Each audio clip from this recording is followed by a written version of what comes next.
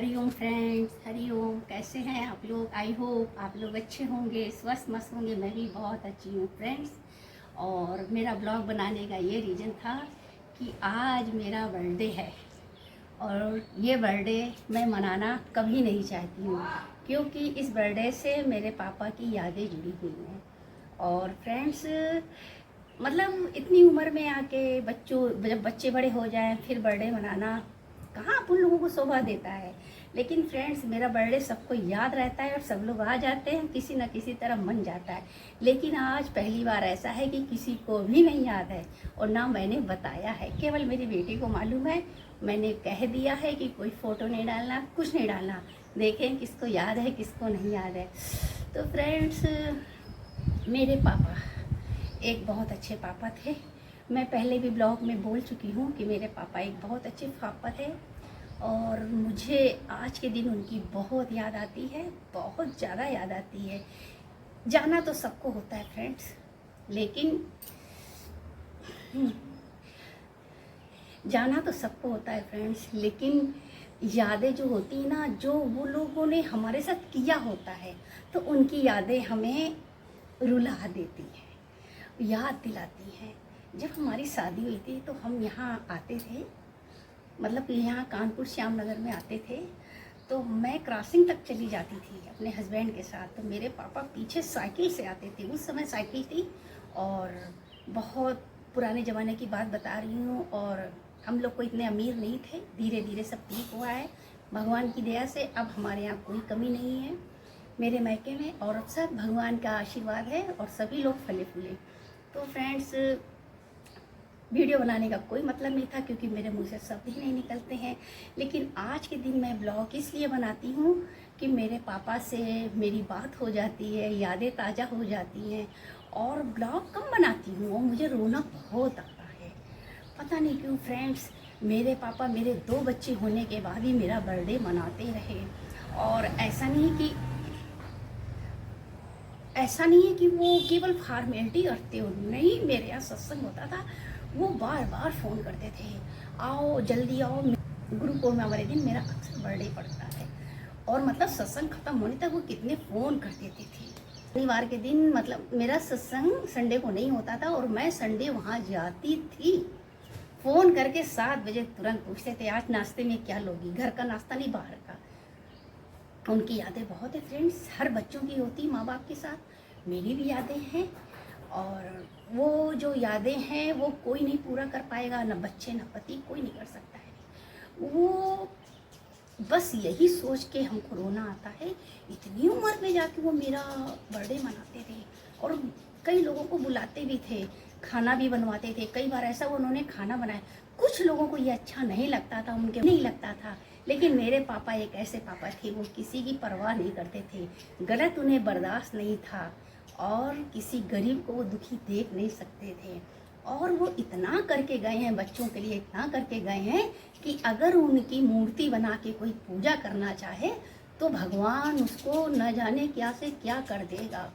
नहीं, लोग मर जाते हैं, चले जाते हैं, उनका सब सामान रख लेते हैं, फिर कहते हैं उन्होंने किया क्या है।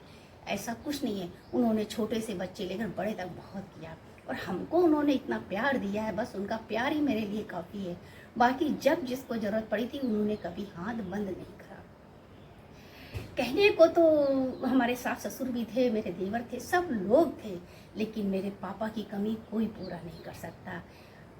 कहते हैं कि जीवन में इंसान के चुनिंदा 1-2 लोग होते हैं, वो बहुत करीब होते हैं।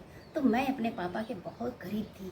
अच्छी बात हो या बुरी बात हो, हम पापा से डिस्कस करते थे, कमरे में बैठकर बात करते थे और बिना मेरे राय वो कोई काम भी नहीं करते थे। माना भाई भी पूछते हैं, लेकिन अब उनके भी बच्चे बड़े हो गए हैं और हम और वो बच्चों में बड़ा अंतर है। लेकिन हर बाप अपनी बेटी से राय लेता है, वो भी लेते थे, अच्छी बुरी बात करते थे। और मेरी माँ का भी मेरे जीवन में बहुत अच्छा रोल था। कई बार मैं मरने से बची हूँ, मेरी मम्मी और पापा दोनों ने हमको बचाया है। एक बार तो फ्रेंड्स, मुझे याद है कि मैं मरियमपुर हॉस्पिटल, कानपुर मरियमपुर हॉस्पिटल में भर्ती हो गई थी। मुझे 150 बोतल बड़ी और 150 ही छोटी, हाथ पैर दोनों से चढ़ रही थी। अचानक मेरी नाड़ी छूट गई, मेरी मम्मी रोने लगी, तो मेरे पापा नीचे बैठे थे कि चौकीदार को धक्का मारते हुए ऊपर आ गए, यहाँ तक कि इन्होंने डॉक्टर का गिरेबान भी पकड़ लिया था। फ्रेंड्स, छोटी छोटी घटनाएं हैं जो बहुत याद आती हैं। चश्मा लगाने का यही रीज़न है। और मैं अपने पापा को शायद कभी नहीं भूल सकती। आप लोग सोचेंगे ये इतनी बड़ी हैं, ये सत्संगी, ऐसा नहीं फ्रेंड्स, वैसे तो रोज़ याद रहती, लेकिन आज ये दिन खासकर मैं अपने पापा से बहुत जुड़ी होती हूँ। कहते हैं मरने वाले की याद नहीं की जाती है, लेकिन मैं उनको परेशान नहीं करती हूँ, जहाँ रहें वो खुश रहें। लेकिन हम यही चाहते हैं कि जीते जी माँ बाप की कदर कर लेनी चाहिए। मरने के बाद केवल उनकी यादें रहती हैं, और वो यादें बहुत रुलाती हैं। आजकल के बच्चे क्या है, माँ बाप तड़पते हैं मिलने के लिए, सोचते हैं 2 घड़ी मेरा बेटा मेरे पास आके बैठ जाए, मेरे बच्चे अपनी बात शेयर करें। लेकिन फ्रेंड्स, वो ज़माना नहीं रहा कि बच्चे माँ बाप के पास बैठें। और हम लोगों ने इतना समय पापा के साथ गुजारा है, इतना समय गुजारा है, अच्छा बुरा सारा समय उनके साथ गुजारा है। हम तो कहते हैं धन्य मेरे पापा, धन्य मेरी माँ बाप दोनों। उनके लिए हम कितना भी बोलें बहुत कम है। हमारे पापा मिलिट्री में थे, 65 रुपये तनख्वाह मिलती थी, उतने में वो अपना गुजारा करते थे। हमारी मम्मी फ्रेंड्स क्या होता है 35 रुपये में, और वो गुजारा करती थी, हम लोग को पढ़ाया लिखाया।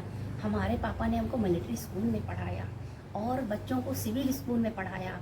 मतलब मिलिट्री में थे तो उन्होंने मुझे पढ़ाया, जितने भी साल 2 साल जो उन्होंने पढ़ाया। तो फ्रेंड्स, मेरा कहने का मतलब है कि माँ बाप बच्चों को हर खुशी देते हैं। और शायद वो जन्मदिन पता नहीं क्यों करते थे, वो ना करते तो ज़्यादा अच्छा था कि मुझे उनकी याद ना आती। और उन्होंने किया तो शायद मुझे अब अच्छा भी नहीं लगता है कि वो ना करते तो ज़्यादा अच्छा था, मुझे ये दिन याद ही ना रहता। और ये दिन मैं 1 दिन पहले से ही याद करने लगती हूँ और मैं बहुत भावुक हो जाती हूँ। मुझे बहुत ख़राब लगता है कि ये दिन मैं इस संसार में आई और मेरे पापा ने मेरे साथ मेरा बर्थडे मनाया। मनाते तो सभी लोग हैं, सभी के माँ बाप, लेकिन कोई बड़े बूढ़ों का नहीं मनाता है बर्थडे, लेकिन हमारे यहाँ मनाते थे। काफ़ी सत्संग में गुरु पूर्णिमा होती थी तो हो जाता था।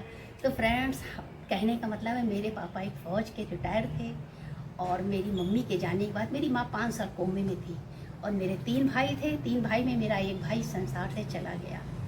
और हमारी भाभी थी, हम लोगों ने उनकी शादी कर दी, उनका एक बच्चा था, हम लोगों ने उसको बड़ा किया, मेरे छोटे भाई ने पाल पोस के बड़ा किया।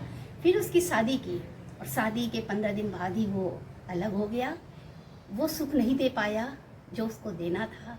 कहते हैं ना, जवानी की हवा लग जाती है तो सगा बेटा दूर हो जाता है, फिर वो कौन सगा था। अब तो यही कहना आता है, सगे अपने माँ बाप को नहीं पूछते हैं तो वो तो फिर सगा था ही नहीं। बस उसके हिस्से का जो था उन्होंने दे के और छुट्टी कर ली। और उन्होंने तो मेरे भाई के साथ ऐसा किया, उनको थाने तक पहुंचा दिया। और वो घटना तो मैं भी भूल भी नहीं पाती हूँ, जो मेरे छोटे भतीजे ने, मतलब जो मेरा भाई नहीं रहा उसने मेरे भाई के साथ किया है। अभी मैं कुछ दिन अपने मायके में भी थी, इसी पर्पज़ से मैं थी कि सब शांत माहौल बना रहे। और फ्रेंड्स, बहुत कुछ कहना चाहते हैं, बहुत सारे शब्द हैं, लेकिन शब्द निकल नहीं रहे हैं। वैसे मैं बोलने में पीछे नहीं हूँ, लेकिन आज कुछ मुझे ऐसा लग रहा है।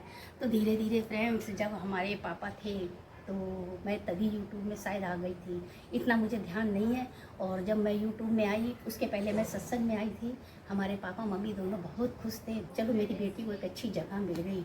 और मेरी माँ तो बहुत खुश थी, उन्होंने कहा मेरे यहाँ सत्संग करा दो। मैंने 2-3 बार अपने घर में भी सत्संग कराया है। और हमारे पापा भी, हमारी जितना भी हम कुछ भी करते थे, मेरे पापा मेरी हर बात से राजी थे। और हर बात में वो कहते थे मेरी बेटी धन्य की छाती है। आज मेरी बेटी बेटा होता तो हमारे कंधे से कंधा मिलाकर चलता। और इसी खुशी में कहिए, कुछ भी कहिए, उन्होंने मेरा नाम राजू रखा, लड़कों वाला नाम मेरा नाम राजू रखा। तो फ्रेंड्स, मैं उनकी फीलिंग समझ सकती हूँ कि जब उन्होंने मेरा नाम लड़कों वाला रखा राजू, तो मुझे कितना चाहते होंगे। लेकिन मैं ये पागल हूँ, इनके प्यार को नहीं समझ पाती हूँ और रोने लगती हूँ। तो फ्रेंड्स, अभी तक तो मैंने कोई केक नहीं काटा। मैं बेटी से बोल चुकी हूँ कोई फ़ोटो भी मत लगाना, और ये वीडियो भी मैं बहुत रात में डालूँगी, पहले नहीं डालूँगी, तैयारी करके रख लूँगी। बल्कि आज के लिए मैंने दूसरा वीडियो तैयार किया था, लेकिन नहीं डाल पाई वो, मैंने डाला ही नहीं वो, और मैं ये वीडियो डालूँगी। तो फ्रेंड्स, मुझे आप लोगों का प्यार दुलार चाहिए, जो मैं आप लोगों के साथ काम करना चाहती हूँ। आप लोग प्लीज़ मुझे सपोर्ट करें, जैसे मेरे पापा ने मेरे को सपोर्ट करा, आप लोग भी मेरे को सपोर्ट करें। मैं ये नहीं कहती आप लोग सपोर्ट नहीं करते हैं, आप लोग मेरे को बहुत सपोर्ट करते हैं। आपके बिना सपोर्ट से मेरा मोनेटाइज होता ही नहीं। जो मैं यहाँ तक पहुँची हूँ, आप लोगों की बदौलत से पहुँची हूँ, गुरु के आशीर्वाद से पहुँची हूँ और अपने पापा के दृढ़ निश्चय से पहुँची हूँ। क्योंकि फ्रेंड्स, मैं कई बार यूट्यूब में आकर गिरी हूँ, उठी हूँ, गिरी हूँ, अब खड़ी हूँ। डर लगता है कि धीरे धीरे चलूँ, कहीं लुढ़क ना जाऊँ। तो फ्रेंड्स, मुझे लुढ़कने मत दीजिएगा, क्योंकि मेरे अंदर इतना बल भी नहीं है कि मैं लुढ़कूं। क्योंकि मैं अगर अब लुढ़की तो मैं सीधे ऊपर जाऊंगी, सीधे ऊपर जाऊंगी, मेरा फिर कुछ नहीं होगा। इसलिए फ्रेंड्स, मैं बहुत सोच समझ कर वीडियो डालती हूँ, बहुत सोच समझ के ब्लॉग बनाती हूँ। अगर म्यूजिक बज रहा होता, कुछ होता है, तो मैं फिर वीडियो शूट नहीं करती हूँ। और इस समय जो मेरे पास फ्रेंड हैं वो बहुत अच्छे हैं, बहुत सपोर्ट करते हैं। तो फ्रेंड्स, आपको मेरा ये ब्लॉग बोर लगा होगा, क्योंकि इसमें कोई ज्ञान की बात ही नहीं थी। तो फ्रेंड्स, आज ये बोरिंग सब्जेक्ट मैंने आपको बताया, मैंने मेरे जीवन में क्या क्या था, कैसे हुआ, कैसे नहीं हुआ। तो फ्रेंड्स, मैं मिलती हूँ नेक्स्ट ब्लॉग वीडियो में। तब तक के लिए सभी फ्रेंड को मैं मोटिवेशनल स्टार हरिओम करती हूँ। और फ्रेंड्स, उन लोगों के लिए 2 शब्द कहती हूँ जो लोग हमसे चिढ़ते हैं। क्या मिलिए, क्या मिलिए ऐसे लोगों से जिनकी फितरत छुपी रहे, नकली चेहरा सामने आए, असली सूरत छुपी रहे। क्या मिलिए, क्या मिलिए ऐसे लोगों से जिनकी फितरत छुपी रहे, नकली चेहरा सामने आए, असली सूरत छुपी रहे। बोलिए सतगुरु भगवान की जय।